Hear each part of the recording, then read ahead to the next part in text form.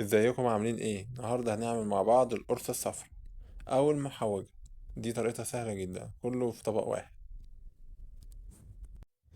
بنحط الدقيق وبننزل عليه بعسل اسود، كوباية بالظبط، ممكن اكتر شوية على فكرة على حسب ما تلم معاك. وننزل بكوباية السكر، وننزل بالمحوجة اللي بنجيبها من عند العطار، وهنا رشة ملح. والسمسم بنحط نص الكمية مش كلها، هي وحبة البركة، عشان في الآخر هنستخدمها ونزوق بيها شكل القرصة من بره. وده البيكنج باودر. والزيت بنحط حوالي 3/4 كوباية زيت، أو ممكن أقل شوية لو انتوا مش عايزين زيت كتير، ممكن أقل شوية.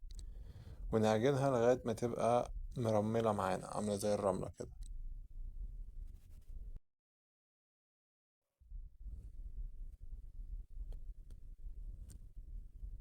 وبنفضل نعجن لغاية ما تلم معانا، بس أنا هنا احتاجت معايا شوية عسل أسود تاني.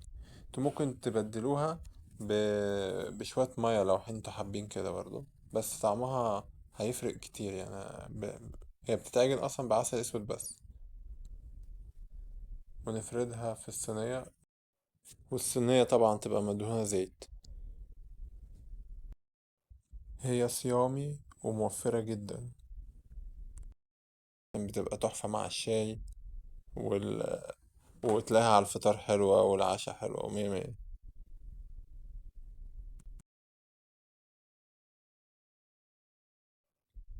المفروض قبل ما نقطعها نرش السمسم وحبة البركة، بس احنا نسينا فقطعناها، وبعدين هنرش مع بعض السمسم وحبة البركة على الوش نزوقها بيها يعني.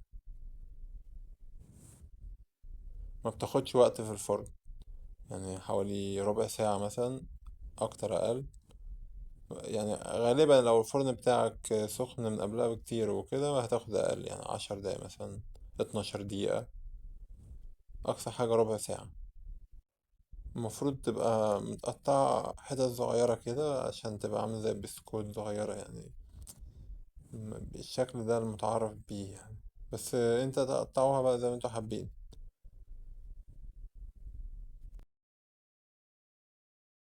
انا بفكركم انها ما بتاخدش وقت خالص على فكرة، من اول ما تعملوها لغاية ما تخبزوها هي نص ساعة مثلا بكتير. ما بتاخدش وقت في العجين، ما بتاخدش وقت في الفرن، وبتطلع طعمها جميل جدا. يا ريت تعرفوني لو عملتوها، تحطوا صور في الكومنتات. يا ريت تشجعوني لو المحتوى عجبكم، وتعملوا متابعة للصفحة بتاعتي. هو ده الغذاء الصح بقى. ويلا نشوفها بقى بعد ما استوت. بصوا ريحتها تحفة وطرية وجميلة أوي أوي أوي يعني. الصينية دي تاخد معاها نص ساعة وتكون خلصانة يعني بصراحة، في أكلها طبعا يعني أقصد. بصوا، بصوا جميلة ازاي، قلبها طري وهشة وجميلة جدا. ألف هنا وشفا.